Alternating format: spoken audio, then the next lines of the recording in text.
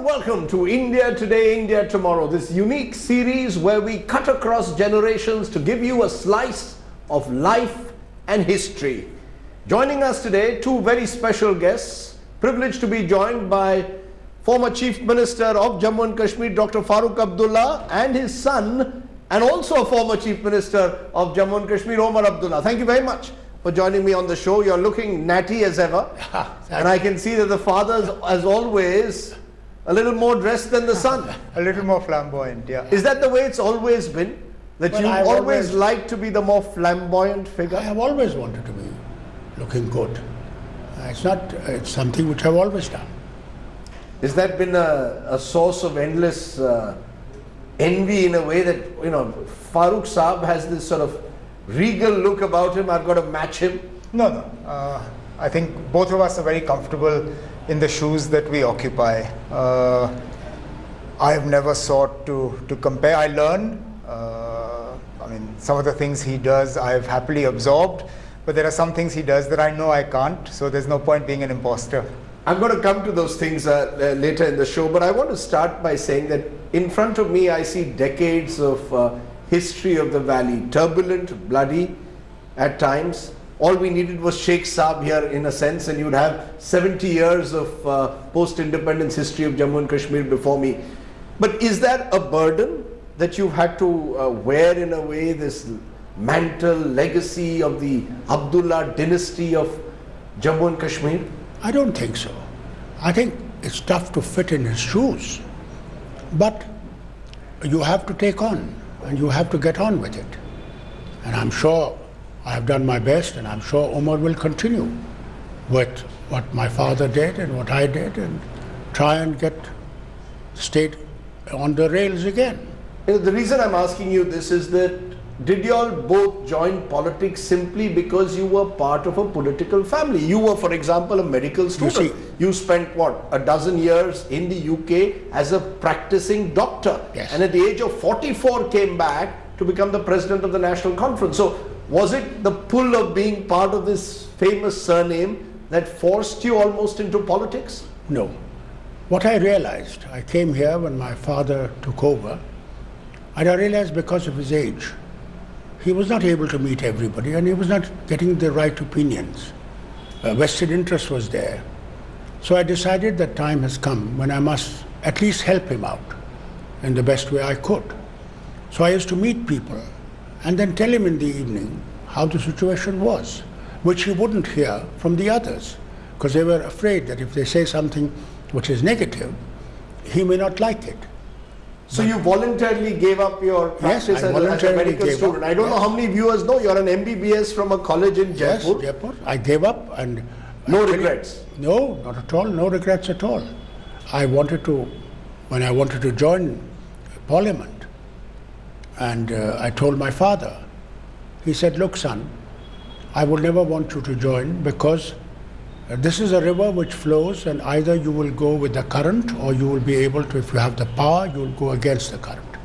And look at this. I have never been able to give you love. I've always been in the prisons.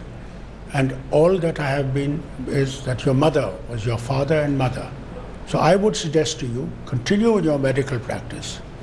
But I said, no, Dad, I think I want to do something better. I want to get into this and try and do as best as I can.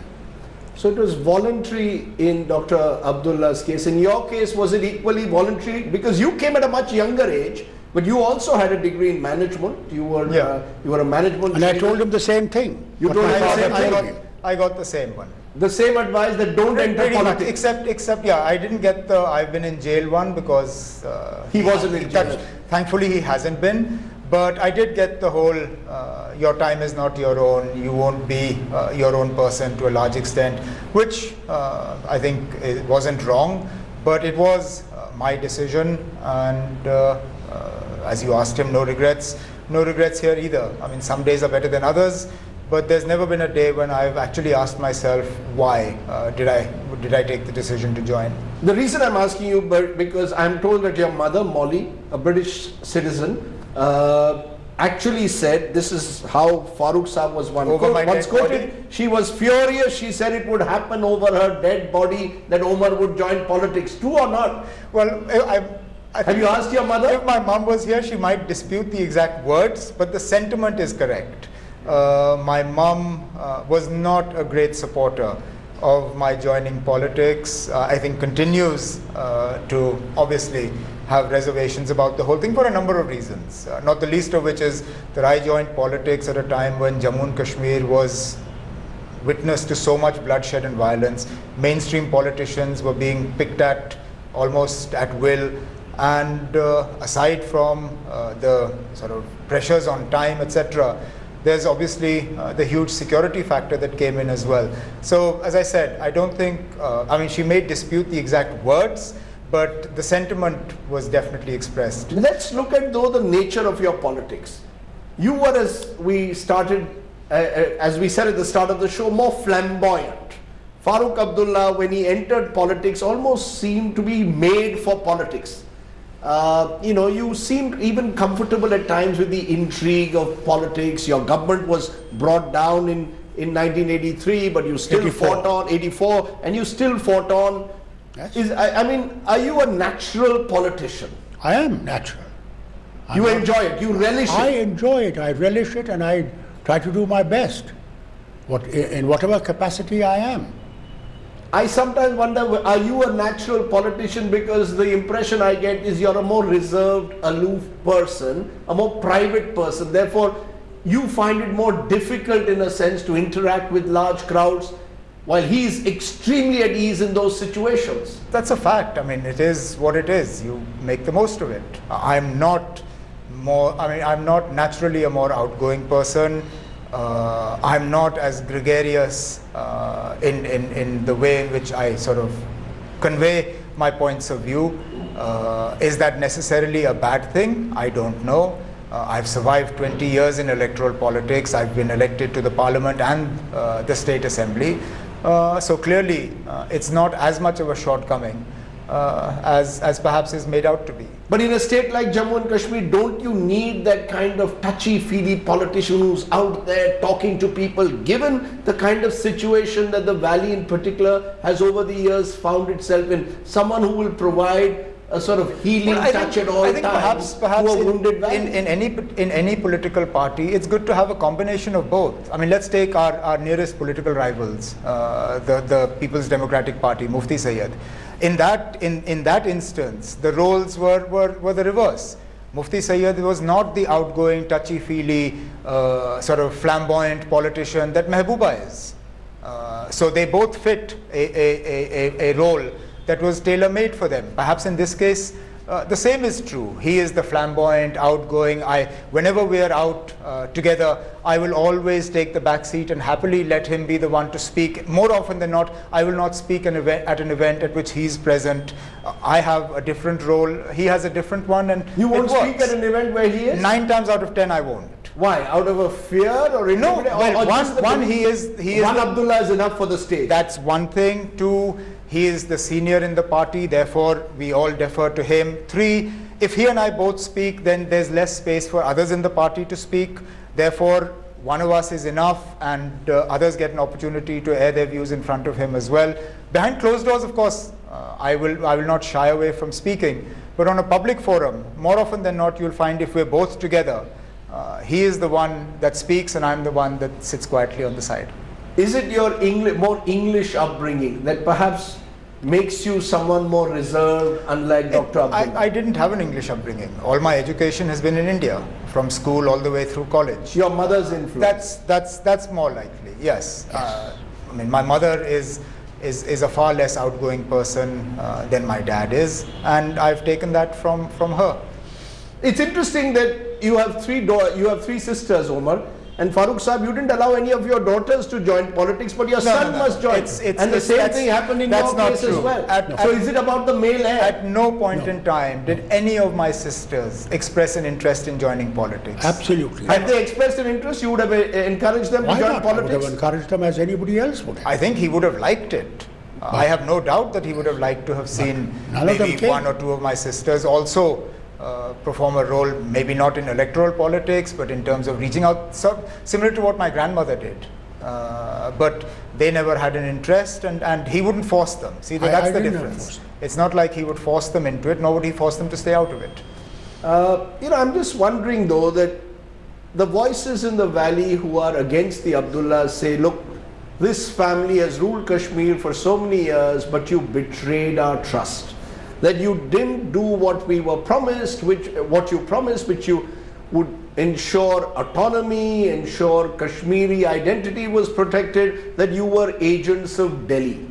This charge has from time to time been made, particularly when you were in alliance with whichever party was in power in Delhi. How do you respond to that the Abdullahs are agents of Delhi in Kashmir?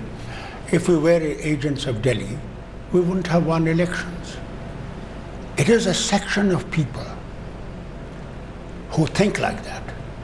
We have always fought for their rights, and remember, we do not only represent the Kashmiri Muslims, we represent the Jammu Hindus, we represent the Buddhists of Ladakh, we represent the state of Jammu and Kashmir. But the state, that's a wonderful thing to say, but the reality today is that this is a state which is being divided between Hindu-dominated Jammu, Muslim-dominated Kashmir, and dare I say Buddhist-dominated Ladakh. That sense of unity has disappeared over the years. That is because of the politics Delhi played, of divide and rule. But the alienation is real, the terror is real, the militancy is real. The alienation is real. And look, this is an entire program in itself. What is the cause of this alienation? How much of it is to do with the way in which the National Conference has reached out to people? How much of it is to do with the way New Delhi has handled the state? What about the external influences of Pakistan and now increasingly in some parts of China? So look, I understand the charge leveled against the Abdullah family, but this is a charge increasingly you will find leveled against all mainstream politicians by those whose sort of bent of mind or political philosophy lies in a solution for Jammu and Kashmir outside of the four walls of the Constitution of India. Look, it would be very easy for us to play with the sentiment of people of Jammu and Kashmir. In 1990-91, all my father had to do was to say, yes, the National Conference was wrong, my father was wrong, accession of Jammu and Kashmir to India was wrong, Jammu and Kashmir should be independent or a part of Pakistan. Nobody, at least in Kashmir at that time, would have called him a sellout or an agent of Delhi. That would have been the popular thing to do. That would have been to flow with the river, go with the flow, as my grandfather once told my father. What he did at that time, and what we continue to do, is actually to swim against the tide. You say swim against the tide, but you had an instance, for example, in 1987, which many believe was the big mistake, the so-called rigging of the elections, where you were accused to be in collusion, in a sense, with Rajiv Gandhi's government, the same government which ironically had got you toppled, the same Congress party, which had got you toppled 3 years ago, and many believe that that was the starting point, a trigger point for militancy to revive. Not at all. Let's be straight about it. Election is not fought on religious lines. We fought on development of the state. Muslim United Front, the symbol that PDP has taken over, was creation of Mufti Muhammad Said. He, being Congress president, was involved with them. And I have instances of that. That's a very serious allegation that you I have instances of that. In Anantnag, when we were speaking, both Rajiv and myself, and he was sitting on the stage, and he said to the people, you know who you have to vote. And he put his hand on the beard, and he put hands on his pen, because their symbol was pen. And then, hold on, then what happened? When I was conversing in those areas, the symbol of theirs was inkpot and the pens in it. Now, what happened? That should have been the symbol on their flags, on everything. They had symbols of Quran on the rail, they had symbols of Allah's name on the thing and Muhammad's name on the flags. I said, this is not the election to fight for God. This is not God. This is not. He doesn't want my vote. We want the vote. And then 5 of theirs were there. My own ministers got defeated. They don't say that. If I had to rig the election, would my So ministers you not deny win? the charge of rigging the elections? Because many years ago I met Syed Salahuddin let of me the tell you. Hizbul Mujahideen, who was Salahuddin then the will Muslim say so. United Front. I want to and ask you became one a thing. militant because Mrs. of Gandhi election lost. funding. Didn't she lose? She went to the election commission.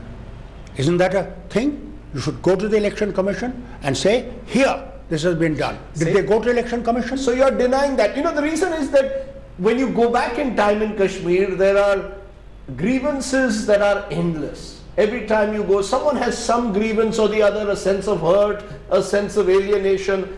And addressing that must be a huge challenge. Do you believe you've been able to invest enough in Kashmir to actually address that alienation?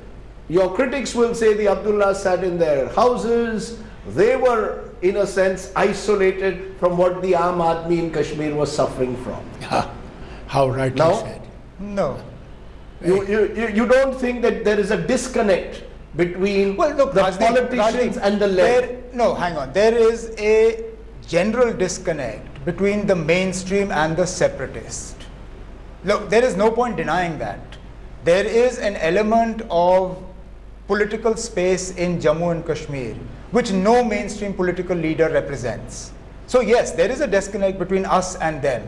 But between those who would like to see a future free of violence, free of bloodshed, a future where Jammu and Kashmir continues to remain a part of the Union, but under the terms and conditions originally agreed by the Maharaja in 1947-48, there is no disconnect between us. Yes, from time to time they express their unhappiness with the way we've done things. We lose elections, at other times we win. We continue to remain connected with them.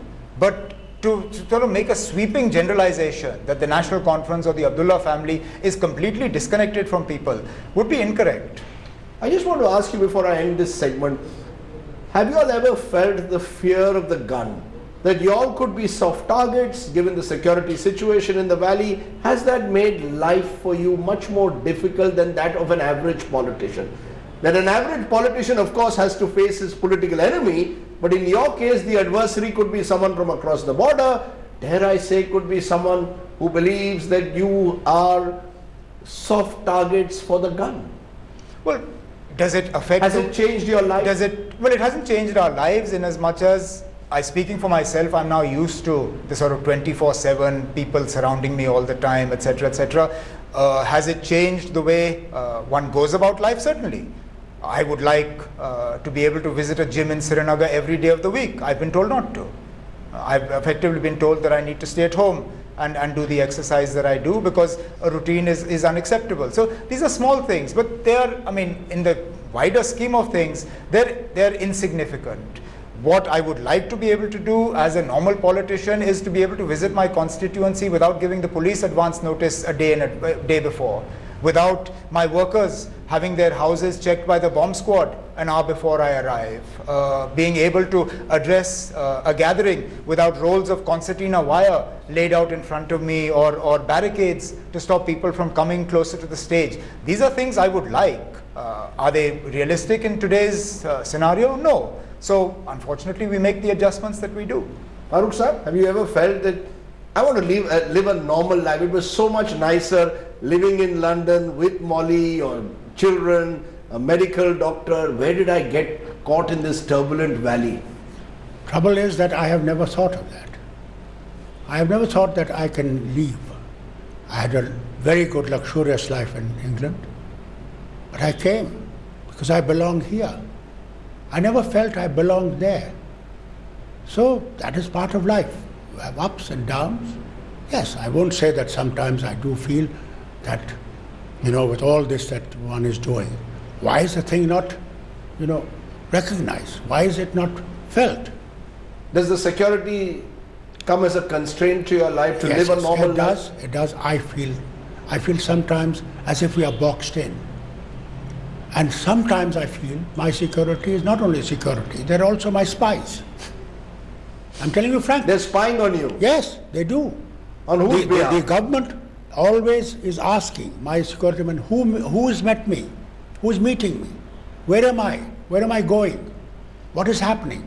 You think Delhi still doesn't trust Srinagar I in don't that know whether sense? it's Srinagar or Delhi, but it's happening. They will walk into the house to see who's sitting there. When even I tell them, please stay out, because they have to give this information to their people. Now this is the life we live.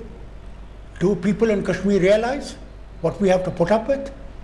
Well, people in Kashmir have to also put up with a lot. I was in Anantnag not too long ago, and there students have lived through curfew for much of the last 2 years. Yes. So life is not easy. It's not being easy. in Kashmir. Whether you're an Abdullah, you have it much easier, let's say, than the average Kashmiri. I would be the first person to agree with you. I mean, let's face it. When we enter the airport in Srinagar, we don't get subjected to the sort of checks that you probably have. Exactly. I mean, suitcases are taken out of the car 3 times, 4 times in a row. Traveling on the highway, I mean, we have cars in the front and behind. It's still difficult for us, but nowhere near as bad as it is for others. The sort of crackdowns you now see, people are dragged out of their homes and their homes are checked, sometimes even ransacked. These are things that we hear about, but fortunately don't have to live through. So I would be the first person to agree with you that sure, in this respect, our security is an inconvenience, but it's nowhere near what people in Jammu and Kashmir, particularly in the valley, have to go through on a day-to-day basis because of the presence of security forces.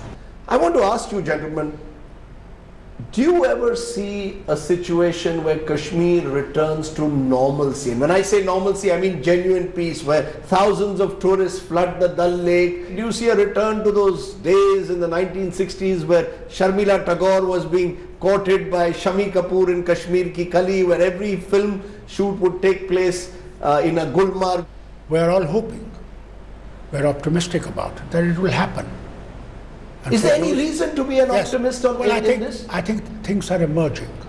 I think people are realizing, not only there but here also, that something has to be done. Something has to be done to bring the valley and the state to normalcy. I actually only see more guns in the valley. I mean, every stone pelter today is branded in Delhi in the national media possibly as an anti-national. You, on the other hand, are very sympathetic towards the stone pelter. So I just wonder whether the psychological divide, the geographical divide, There if is anything widening. there is a huge divide. It has widened in the last few years. There's no denying that. I don't expect it to narrow in the run-up to the general elections here. When we say inshallah or hopefully, we're not talking in a time frame of a year or 2 years. We are saying that look, over the next say 4 years, 5 years, maybe longer, hopefully not, that we will start to see a resolution to this problem. Look, no government in the center, be it a BJP, a Congress or a coalition government, can continue to bleed in Jammu and Kashmir like this. Whether it is civilian blood, whether it is security force blood, at the end of the day it's blood, it's human blood. And no government can withstand this indefinitely. How do you then see the stone pelters? Because that is a contentious issue. Young boys and girls throwing stones at Why is it contentious? Because it is seen as a sign of symbol of anti-national behavior. In which case, why did the BJP and the PDP government, on the directions of the Union Home Minister, withdraw all cases against stone pelters? The fact is that even the government of India believes that these are misguided youngsters who need to be brought back from the path that they have undertaken, and therefore by registering cases against them you're only making the situation worse. Now clubbing them as anti-national flies in the face of what the Union Home Minister himself has directed. He's the one who from Delhi directed all cases against first-time stone pelters, and that was subsequently modified to include others have been withdrawn. So obviously while stone pelting is not something we encourage, it's something we actively discourage. We would not like to see it happening. The fact is that from here on, if we treat them as anti-national, the next stage is that these stone pelters will become terrorists. Instead of stones, they will have guns in their hand. I think what the government of India has done, wisely so, is to try and bring them back from that abyss, from that precipice. The fact is, as Omar pointed out, his generation, or certainly the generation that was born post 1990, has only seen violence. You've seen another Kashmir as well. Yes. And it must have been a beautiful place to live and grow up in as a young man. You must have smelled spring and gone through the Kashmiri winter, been in shikaras. Never known. We've never known guns. We've never known stone pelting. I mean, we fought against the autocratic rule, but never with guns. Guns were always from the government side. It was all peaceful protests at that time. Rajdeep, Kashmir was the place where people were so sort of, for want of a better word, allergic to the sight of blood, that even if they reared chickens in their homes for eating, they would not be able to kill the bird themselves. They would actually take it to the butcher to get it done, because the thought of violence was something that was irreconcilable to them. And yet that Kashmir has reached where it has. And yet Kashmiri Pandits were driven out of the valley. I'm sure you had Kashmiri Pandit friends when you were growing up. About it. They were driven out of the valley. They were not driven out. Look, circumstances were created that forced them to Let's be frank leave. about it. Yeah, we agree that their sense of security was taken away from them. But don't blame the average Kashmiri for that. Correct. Yes. The average Kashmiri was as much a victim of that violence as the Kashmiri Pandits were. The Kashmiri Pandits weren't the only ones to leave. We left. No, we but left at roughly around. No, Rajdeep, come on. Let's take this for what it is. Yes, the Kashmiri Pandits' sense of security was taken away from them through the use of violence. We have been, whether it is us or the other political parties there, trying to restore that sense of security and bring them back. But they weren't the only ones who had to leave. Kashmiri Muslims left, Kashmiri Sikhs left, others left, some have come back, a lot of them have not. It is, I believe, a continued blot on what we call Kashmiriyat, which all of us together need to sort of do away with. I'll come back to that word Kashmiriyat. What does Kashmiriyat then mean today? If the Kashmiri Pandit believes, as they say more often than once, that they are refugees in their own homeland, that they cannot go back with any sense of security and safety to Srinagar, where does it leave the whole notion of Kashmiriyat that you grew up with, that your father fought for, that he went to jail with because of? Where does it leave that, Farooq sir? Well, obviously under a cloud. I mean, it is. He's talking more than you now. This is the next generation. Go ahead. Yes. The point here is, let's be frank about it. It's a big sort of a intrigue that was done. Our neighbor was very much responsible for that. Let's not forget that. They wanted ethnic cleansing, and they got people from outside. Is that the elephant in the room? See, You're mentioning Pakistan. Is Pakistan the elephant in this room whenever you talk about Kashmir? Well, why not? Where are they are responsible for destroying the notion of Kashmiriyat. Where are they trained? Where are they getting the guns from? Where is that weaponry coming? Where is the money coming from? I mean, you brought walnuts recently from Kashmir. Yes. We grow walnuts. We don't grow guns and grenades. We don't. They had to have come from somewhere. They came from across the border. I mean, because a fertile ground was created for people to exploit. Isn't that true? That the Pakistanis exploited the situation that existed. Yes. Yes. What was the reason? But then we multiplied that. We magnified it. When my father stepped down in early 1990, the number of militants was perhaps in the 20s or 30s, and it was a controllable situation. At that time, and let's not get into the politics of it, the intrigue of who was sent as governor, what was done, what was not done. The fact is that an instability was created in Kashmir that magnified the problem that had started in 87, 88, 89. So, yes, Pakistan is the sort of the bedrock of where this all started from, but I'm sorry, we've helped them along the way at various points in time to our own acts of omission and commission. But it's interesting that from time to time you, Farooq Saab, speak of dialogue. At other times you say there may be no option but to go to war, to have another war to settle this. Not at all. The only way, we've had 4 wars. The line is still there. A lot of people died. Many areas that we had taken at that time, we returned back to them. If war could solve situations, then it would have done it. It hasn't done in 4 wars. Now you will have a nuclear war, a bloody war. So you believe dialogue? So you believe dialogue is still the only way out? The only way forward. And I tell everybody, we cannot take that area. They cannot take our area. Let us settle on this.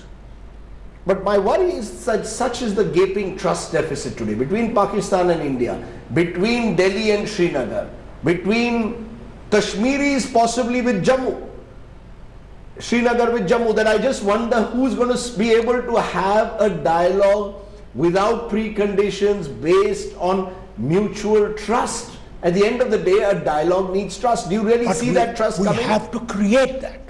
It is not going to come from God. We have to create that trust. So you remain hopeful? You said inshallah to me when I asked that question. Do you remain hopeful that your children will be able to experience a Kashmir that Farooq Saab experienced when he was a child, which you perhaps were not able to see while you were growing up? You got a brief glimpse of it. About 17 years or so. So Yes. I mean, I grew up in a similar Kashmir as well. Will my kids be able to see that? I mean, I hope so. I certainly hope so. Am I overly optimistic? No. Am I pessimistic? If I was, I wouldn't be able to get out of bed in the morning and do the work that I do. I'm hopeful. I sometimes wonder, when you get out of bed, you say, hell, what have I got myself into? Do you see yourself in some kind of a dark abyss? Not a dark abyss. I think it is painful to see a land and a people that you love the way we do, having to go through what we've had to go through. It's not easy. I mean, in that respect, I envy chief ministers of states like Goa and places like that. I mean, they have it so easy. They honestly do. They should come and sit on the chief minister of Jammu and Kashmir's chair for a day or two and then see what it is actually like to run a state. Because as you pointed out, it's not just the day-to-day governance problems. Those we can deal with.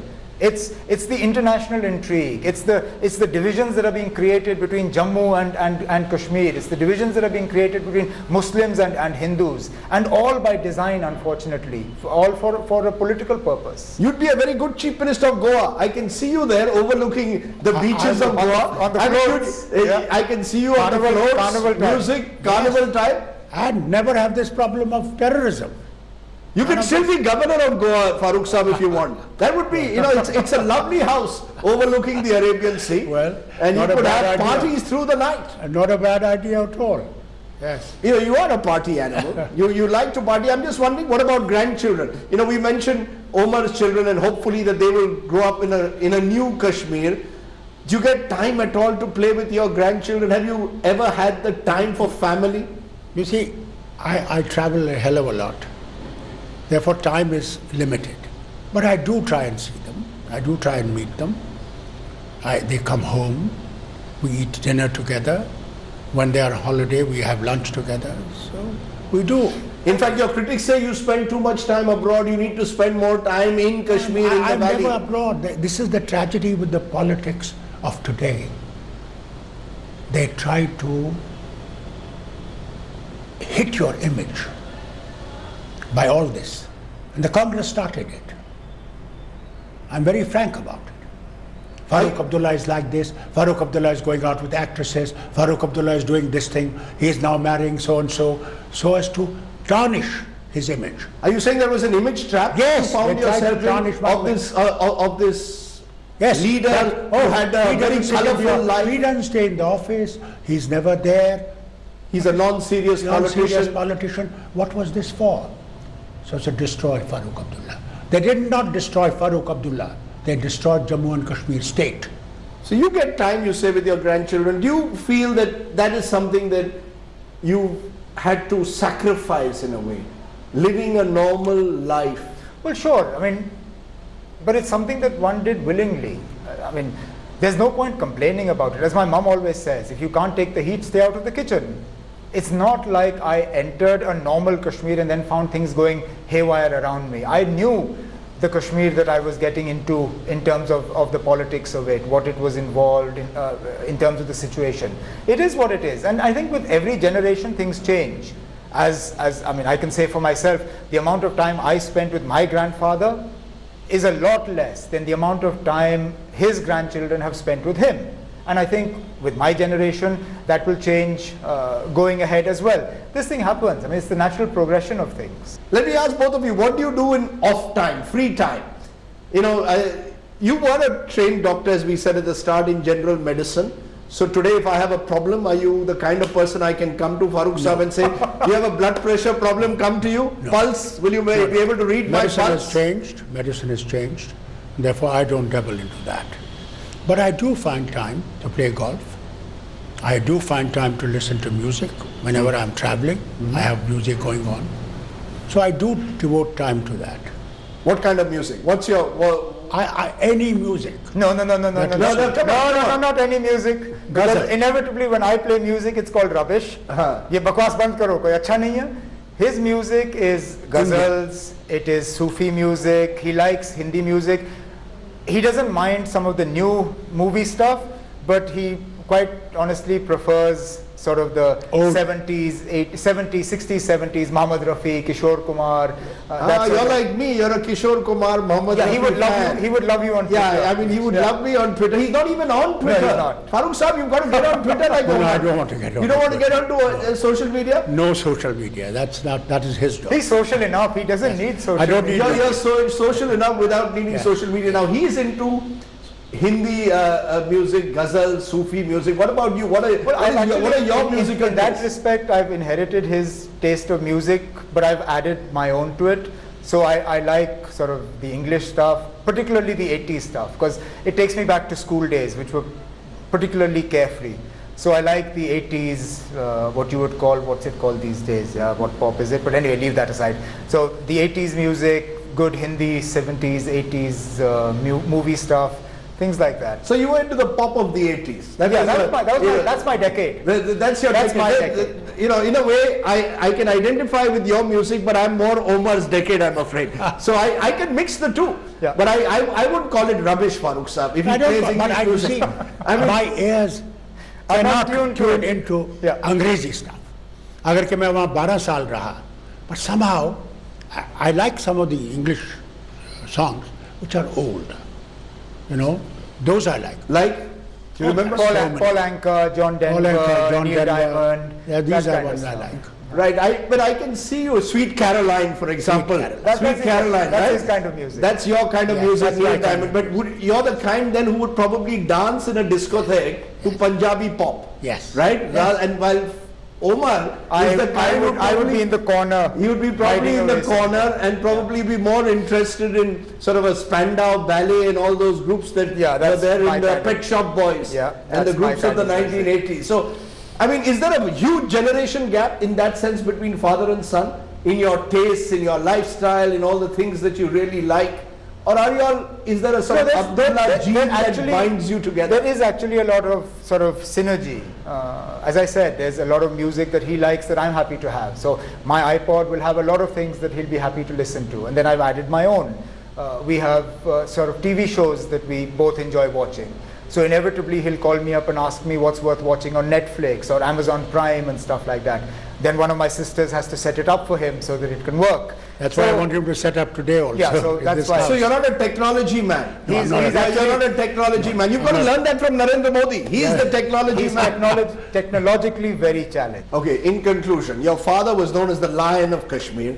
And if I may be allowed to say, you're the lion in winter or lion in autumn now at the moment in your political career. Legacy. How would Farooq Abdullah like to be remembered by generation next? How would you like the future Kashmiri, the future Indian to remember you, Farooq Saab? By the pillion ride with Shabana Azmi? Or by the fact that you're a 5-time chief minister of possibly the most turbulent state in the country? They should remember me as a man who loved Jammu and Kashmir and loved India and worked for peace in India, prosperity of the people, even at the cost of his own life. Let me ask you both this as a final question. What is it about Kashmir that you love the most? What is it that when you go to Kashmir and you land in Srinagar that lifts your soul? The air of Kashmir, the ambience of Kashmir. I thought you'd say tulips. The Tulips ambience- are fleeting. Because as a romantic, as a real romantic, I thought you'd tulips say only short Tulips are time. fleeting. They come and go. They come and go. Kashmir is Kashmir Jannat remains there. Benazir. The mountains are there, the lakes are there, the chinars are there. That is what Kashmir is. he sounds completely poetic and romantic there. Look, Kashmir is heaven on earth. It's if anything has been done to destroy that, it's by mankind, by human beings, and we need to reverse that. Otherwise, what does Jammu and Kashmir not offer? It offers beauty, it offers hospitality, it offers warmth, it offers love, it offers history, it offers culture. I mean, the people of Jammu and Kashmir have traditionally and historically been the most welcoming people, perhaps sometimes to our disadvantage, and that's what's to love about the place. And whichever side of the political divide you are, it's also offered us the Abdullahs.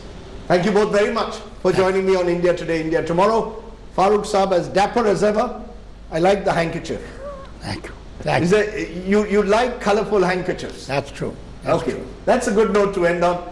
Omar, Farooq Saab, thanks for joining me on India Today, India Tomorrow. That's it. We'll be back with another episode of India Today, India Tomorrow. Thanks for watching. Bye for now. Thanks for watching the video. For more such news and updates, please like, share and subscribe to India Today. Also check out our other great videos from our channel. We know you would love to.